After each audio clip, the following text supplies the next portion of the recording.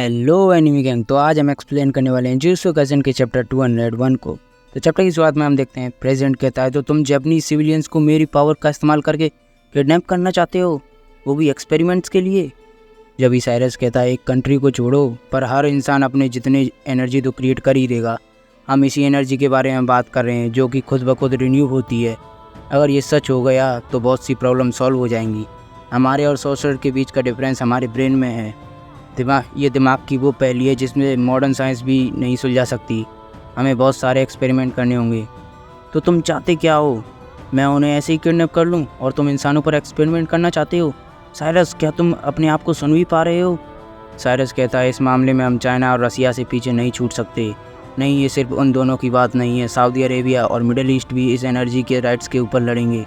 Germany तो nuclear power को छोड़ने की अभी से प्लानिंग कर रहा है। जिन कंट्रीज़ के पास बहुत ज़्यादा मिलिट्री है जैसे इंडिया, फ्रांस, कोरिया, टर्की, अगर इंडिया ने कुछ किया तो पाकिस्तान भी उसकी नकल करेगा। क्या तुम नहीं समझ रहे? ये एक बहुत ही बड़ी प्रॉब्लम है।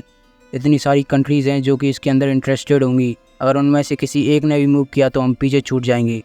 जल्दी ये भी मायने नहीं रखेगा कि वो सोर्सर हैं या नहीं, वो हर जापानीज़ को हंट करेंगे। ये किडनैपिंग नहीं बल्कि प्रोटेक्शन है। अगर हम इंफॉर्मेशन के ऊपर अपनी मोनोपोली बना लें तो हमें जापान के जुजुत्सु सोर्सर को बचा सकते हैं। केंजाकू कहता है हाँ, मुझे भी यही लगता है कि यह सबसे अच्छा ऑप्शन है। वो औरत प्रेसिडेंट के कान में कुछ कहती है, ऐसा भी तो हो सकता है कि यह आदमी बाकी देशों के साथ भी डील कर रहा हो। और आओ में सोचता है वो तो हम कर ही रहे हैं। केंजाकू कहता है जुजुत्सु सोर्सर काफ़ी कम है पर नवंबर में बहुत सारे सोर्सर एक ही जगह पर इकट्ठे होंगे और ये मौका वापस नहीं आएगा। प्रेसिडेंट कहता है हमें जापान पर और नज़र रखनी चाहिए। कुछ जापानीज़ हमारे देश में भी रहते हैं। अगर ये सुगरू गए तो बाकी देशों से भी कांटेक्ट करेगा तो वो भी टारगेट बन सकते हैं। हमें कम से कम अपने सिटीजन्स को तो बचाना ही चाहिए। लेफ्टिनेंट जनरल गैरी, आपके हिसाब से हमें इस ऑपरेशन में कितने आदमी चाहिए? वहाँ पर यूनाइटेड स्टेट्स आर्मी का कमांडर लेफ्टिनेंट जनरल बैठा था जिसका नाम था गैरी के जॉनसन। गैरी कहता है तो ये सोर्सर को किडनैप करने का प्लान हमारी आर्मी पर छोड़ा जाएगा। प्रेसिडेंट कहता है मुझे इसे वापस कहने पर मजबूर मत करो, मुझे बोलने में भी ये डिस्कस्टिंग लग रहा है। मुझे माफ़ कर दो पर अगर एक प्रोफेशनल होने के नाते मुझे एक प्रॉपर कमांड चाहिए। वैसे वो सफ़ेद वाला आदमी एक सोर्सर के लिए अब नॉर्मल है ना? केंजाकू कहता है हाँ, तुमने सही कहा, वो अब नॉर्मल है पर नवंबर में वो सील हो जाएगा और कुछ भी नहीं कर पाएगा।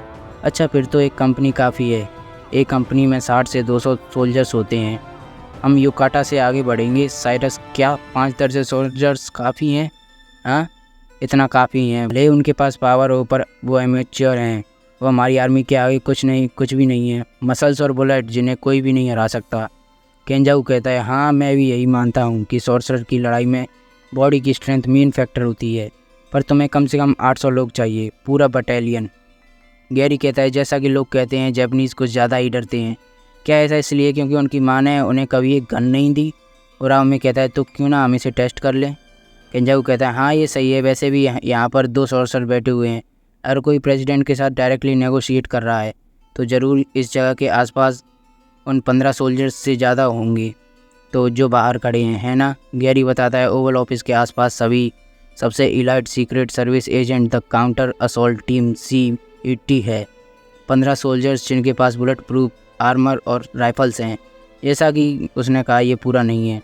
द सेंट्रल इंटेलिजेंस एजेंसी की paramilitary division the special activity centre, ये दुनिया का सबसे बड़ा सीक्रेट ऑपरेशन ग्रुप है। हर मेंबर के पास 8 या उससे ज़्यादा साल का एक्सपीरियंस है। 30 SSG सोल्जर्स जिन्हें 3 टीम में बांटा गया है। सीक्रेट सर्विसेज को मिलाए तो 45 इलाइट सोल्जर्स हैं जो कि सुगरू गेटो की मूवमेंट को रोकेंगे। उसके पास और कोई रास्ता नहीं है। उसे वेस्ट विंग से ईस्ट विंग तक जाने के लिए ओवल ऑफिस के पास जाना होगा। राव में कहता है क्या तुम्हें मदद की ज़रूरत है? ना, ये ठीक है। अगर हम सोर्सर की पूरी पावर दिखाना चाहते हैं तो गेतो की टेक्निक बहुत ही ज़्यादा अच्छी है। गैरी कहते हैं मैंने सोल्जर्स को ओपन फायर करने की परमिशन दे दी है। प्रेसिडेंट कहता है तुमने ये खुद कर लिया? मेरी बीवी और बच्चे मैं यहीं रहते हैं। गैरी कहता है मिस्टर प्रेसिडेंट, हम इसे उनका चेहरा देखे बिना ही ख़त्म कर देंगे। जापानीज़ लोगों को बस कार्स और एनीमे बनाना चाहिए। प्रेसिडेंट कहता है ऐसा मत कहो। पर लेफ्टिनेंट जनरल गैरी, क्या ये सच में ज़रूरी है? क्या कोई और तरीका नहीं है? नहीं मिस्टर प्रेसिडेंट, इस वक्त हम जीत के पीछे नहीं बल्कि एक ज़बरदस्त जीत के पीछे हैं। यह अमेरिका है पर उसे सोल्जर्स के गिरने की आवाज़ आती है। क्या यहाँ पर क्या हो रहा है? सभी सोल्जर्स हवा में उड़ रहे थे। एक बहुत ही बड़ी कर्स्ड स्पिरिट उन्हें उड़ा रही थी। गैरी वो ग्लासेस लगा कर देखता है। क्या क्या? केंजाकू कहता है, तो क्या अब आप समझ गए मिस्टर प्रेसिडेंट? तो चलो अब इस मीटिंग को ख़त्म करते हैं, अब शो करने का टाइम है। और ये चैप्टर यहीं पर ख़त्म हो जाता है। तो वीडियो अच्छी लगे तो वीडियो को लाइक करें, कमेंट करें और शेयर करना ना भूलें। साथ ही साथ चैनल को सब्सक्राइब जरूर करें और बेल नोटिफिकेशंस को भी ऑन कर लें फॉर रेगुलर अपडेट्स। तो मिलते हैं नेक्स्ट वीडियो में, तब तक के लिए गुड बाय, टेक केयर।